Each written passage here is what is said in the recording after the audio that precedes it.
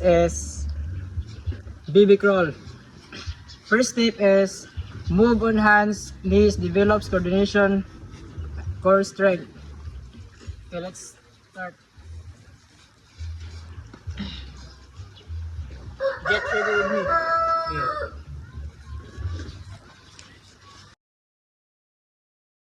One step is a baby crawl.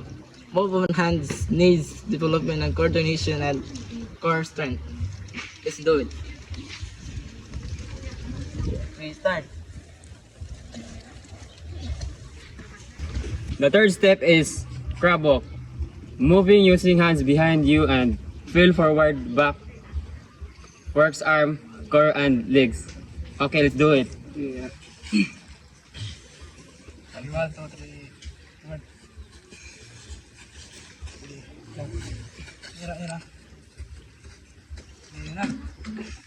Good.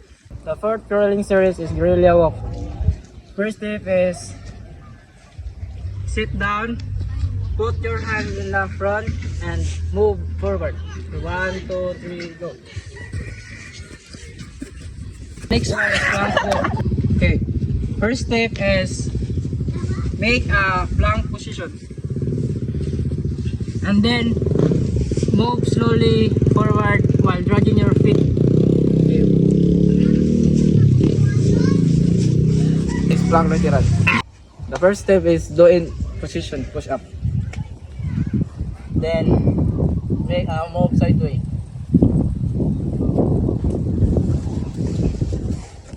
So the next one is running. Move your arms and legs actions. So let's do it.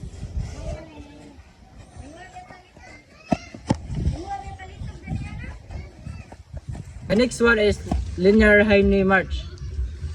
The first step is march with your knee in high position and move slowly forward. 1, 2, 3. Back pedal. The first step is slightly bend your knee and start doing your knee and high backward. Next one is skip in place backward. First step is you just need to jog backward. Here. Get ready. 1, 2, 3. This one is lateral side shuffle. The first step is do a squat position and do a several sideways. Okay, start. Back. The next one is a lateral skip. And the first step is a perform a CD march position. And the next one is move on your side. You ready?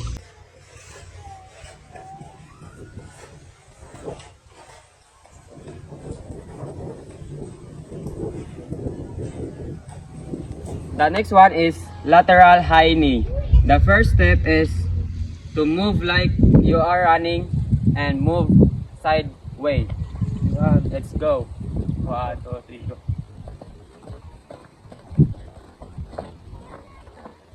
Next one is lateral carioca. And the first step is move in your side and make an alternate in an X position. Okay, ready?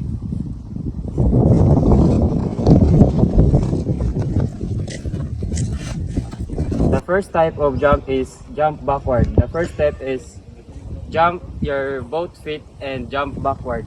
Let's go. And the next type of jump is jump sideways. First step is jump your feet sideways. Okay, ready? This one is broad jump. The first step is jump covering in a long distance.